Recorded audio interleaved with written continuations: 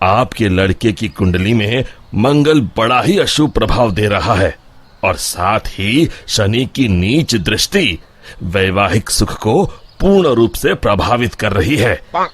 अब क्या बोलूं, ये कुंडली तो दुर्योगों से भरी पड़ी है। इस वक्त इसका विवाह ना ही करें तो बेहतर होगा। तभी राजू के पिताजी कहते हैं, ऐसा ना कहिए पंडित जी, बड़ी मुश्किल से रिश्ता आया है, वरना इस नालायक को कौन अपनी लड़की देने वाला है। अब बस आपका ही सहारा है, कोई तो उपाय निकालिए। फिर काफी सोच विचार करने के बाद पंडित जी एक उपाय निकालते हैं। फिर पंडित जी बताते हैं कि राजू की शादी पहले गांव के बाहर जो पुराना पीपल का बड़ा पेड़ है उस पेड़ के साथ करनी होगी और उसके बाद देविका के साथ उसका विवाह किया जा सकता है। फिर राजू और देविका के परिवार वाले पहले राजू की शादी उस पीपल के पेड़ के साथ कर देते हैं और बाद में देविका के साथ। लेकिन उस पीपल के पेड़ के ऊपर रहने वाली चुड़ैल बहुत खुश हो जाती है और वो समझती है कि राजू और उसकी शादी हो चुकी है। फिर वो देविका के शरीर में प्रवेश कर लेती है और राजू के साथ रहने लगती है। फिर एक दिन राजू की माँ उसे ताना मारते हुए कहती है, अरे निखट्टू, कब तक घर में बैठा मुफ्त की रोटियां तोड़ेगा? अब तो तेरी शादी हो गई है, कुछ तो शर्म कर। क्या माँ, सुबह सुबह फिर से तुम्हारा भाषण शुरू हो गया। तुम चिंता मत करो, मैं जल्द ही खुद का व्यापार शुरू करने वाला हूँ। अरे बेटा, तू किसे बेवकूफ बना रहा है, मुझे या अपने आप को? पिछले 5 सालों से यही सुनते आ रही हूँ। बस बहुत हो गया, मैं कुछ नहीं जानती। कल से अपना और अपनी पत्नी के राशन पानी का इंतजाम तू खुद कर ले। अब तेरा बोझ हम लोग और नहीं उठा सकते। इतना कहकर राजू की माँ वहाँ से चली जाती है।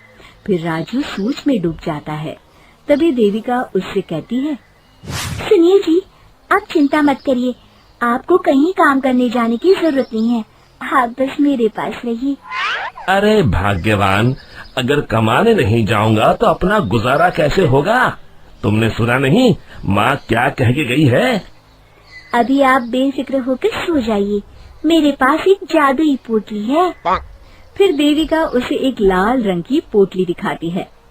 आपको जितने पैसे चाहिए उतने पैसे इस पोटली में हर सुबह आपको मिल जाया करेंगे। बस ये राज हम दोनों के बीच रहना चाहिए।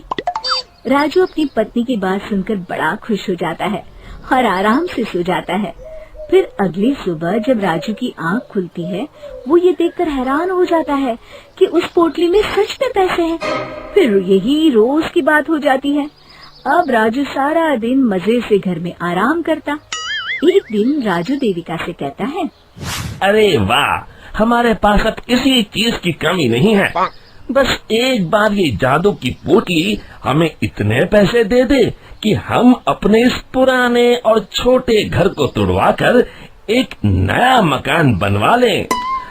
तभी देविका राजू से कहती है, आप चिंता मत करिए जी, मुझे पूरा यकीन है कल ये जादू की पोटली आपको इतने पैसे जरूर दे देगी कि आप एक नया मकान बनवा सके। फिर अगली सुबह जब राजू नींद से जागने पर देखता है कि वो जादुई पोटली बहुत सारे रुपयों से भरी है। अब तो राजू की खुशी का ठिकाना नहीं था। वो अपना नया घर बनवाने की तैयारी में जुट जाता है। फिर अगले दिन राजू गांव के सेठ धनीराम की दुकान पर घर बनाने के लिए लोहा और बजरी खरीदने पहुंच जाता है। और फिर सारा सामान खरीदने के बाद राजू सेठ धनीराम को नोटों का एक बंडल देता है।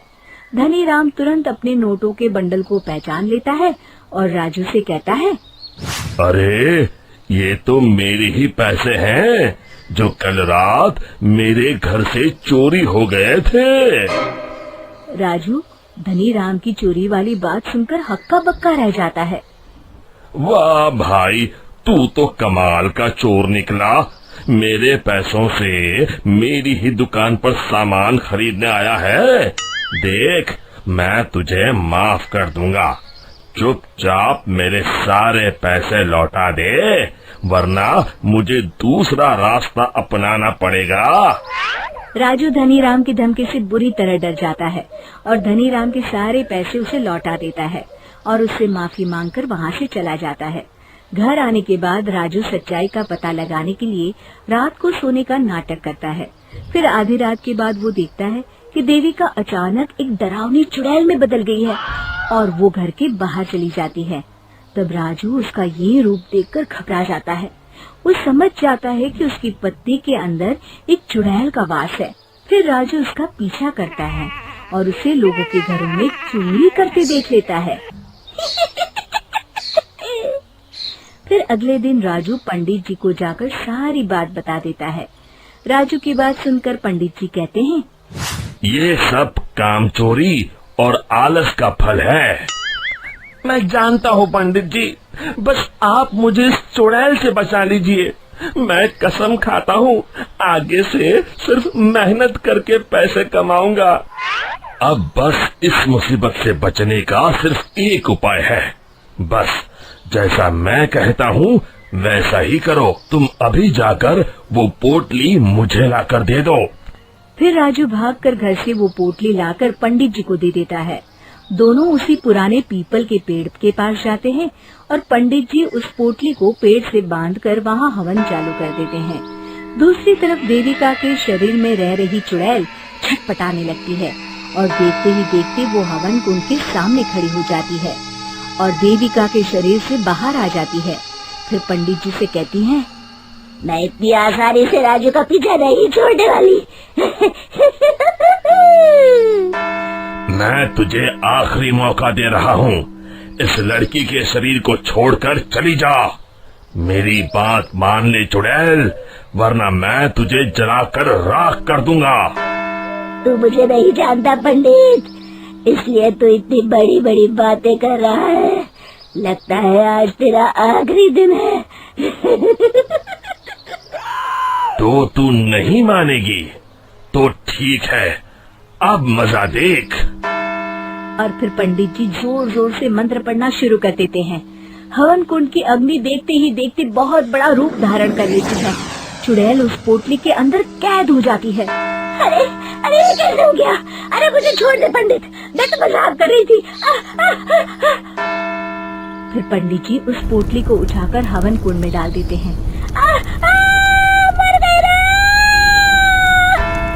फिर उस पोटली के साथ चुड़ैल जलकर राख हो जाती है। शिक्षा, लालच और मुसीबत एक ही सिक्के के दो पहलू हैं। इससे दूर ही रहने में हमारी भलाई है। दोस्तों, हमें उम्मीद है कि आपको हमारी ये कहानी पसंद आई होगी। कृपया हमारे चैनल को सब्सक्राइब करें और सभी अपडेट्स के लिए बेल आइकन जरूर दबाएं।